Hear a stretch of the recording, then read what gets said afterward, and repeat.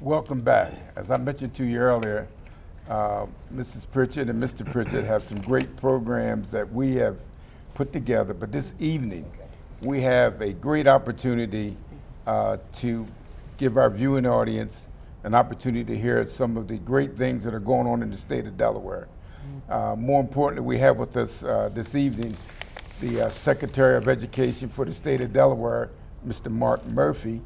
And I also have, further to my right, Dr. James H. Seals, who is working as a team member with Pritchett Associates.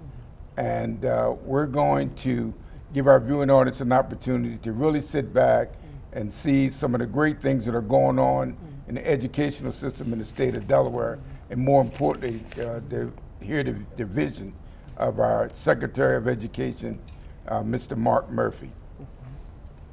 So welcome. Thank you. Absolutely. It's great to be here with two educators. Thank you, thank you. Thank you for saying that. And we had wanted you to come on because we realized that there are many changes taking place in the field of education, and how our young people are educated today is much different from when we were educated. Yes. And so in order to help our youngsters be prepared, we have to prepare their parents and keep them informed.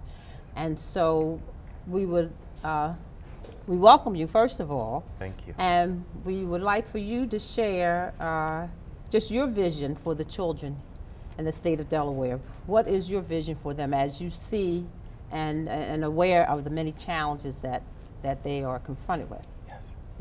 And first, thank you so much for providing me the opportunity to come on and talk. I greatly appreciate it. Oh, thank you. And as we talked earlier, I know that my daughter had the opportunity to be on the show a number of months ago, and has said wonderful things about that opportunity. Oh, that's so fantastic. thank you. Oh, you're quite welcome. And I think that that's where it starts, is that I have a daughter in 5th grade right now, and what I hope for her is the same that I hope for all of our students, and really that's the vision for the education system, is that all of our children graduate from our walls ready to be successful beyond the 12th grade. And that success is their choice. It's their choice whether they go into the workplace. It's their choice whether they pursue a college pathway. Right? That's their choice, because they're equipped with the skills and the knowledge and the right habits of behavior, those dispositions that they need. Sometimes we call those the soft skills. That they have all of those things on top of the ability to write and to read and to manipulate numbers and solve problems. That they have all of those things that they can enter into the world, whether the college or the workplace, and be successful. And I take that a step farther. It's success beyond a job that none of us would want for our children. Right? It's success, meaning that if they choose not to go to college out of high school, that they are entering into the workforce on the right side of the opportunity gap. That side where the workforce provides them with a living wage and an opportunity for advancement and an opportunity to contribute in a way that they find meaningful. And so the vision, when it all boils down to it, is that all of our children graduate with those skills, those knowledge, those dispositions that they need in order to be successful in the next step that they take. It's wonderful. It's wonderful. Very good. And I like what you said, the fact that graduation, because you have that as a key word that goes out to the parents, that we want them to graduate, and not only with skills, but also the soft skills. Yes. And often we miss that point, that the soft skills are so very important and vital to success in life. And so it's important that as they get those concrete skills that they need, the math and the science and so forth, that they work on those soft skills, those mannerisms, and how to talk, and in order to be able, and how to present myself, and how to begin to sell myself and my attributes and my skills in order to be successful. So we thank you for that. Now, before we continue to have you share, you want to introduce? Yes. To my far right, we have Dr. James H. Seals, outstanding educator, done extensive work at the University of Delaware, particularly as it relates to parent involvement and also giving young people and other youngsters who don't know this.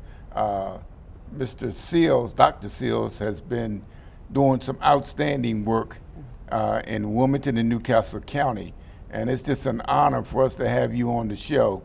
And we'll be spending a lot more time together doing some things, but I'm just so impressed with you and your leadership and what you do for the city of Wilmington and Newcastle County. Well, thank you for those kind words, Maurice, and thank you for having me on the show.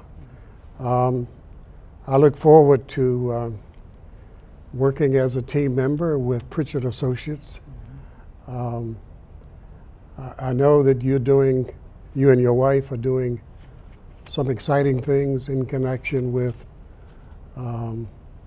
trying to improve our public school systems and working closely with Mayor Dennis Williams and County Executive Thomas Gordon to take advantage of their leadership towards improving our public schools. I'm also glad to be on the show with Mr. Murphy. Congratulations. It's somewhat of a new job still, I guess. And I look forward to hearing your views on parental involvement and what it is that the state of Delaware, or at least the Department of Education, is doing or maybe not doing to promote parental involvement. My own experience is that school districts talk a lot about parental involvement, but generally don't provide the kind of resources that are necessary to bring about meaningful family parental involvement. So I look forward to hearing some of your comments about that topic in particular, and look forward to working with you in the coming months and years to come. Thank you. Sure. Now, we had an opportunity to ask you about your vision. You want to share also with the viewing audience a little bit about yourself. Sure. Because as Dr. Seals pointed out, congratulations to you. Yes, And, congratulations. the position is, I guess we can say, still fairly new.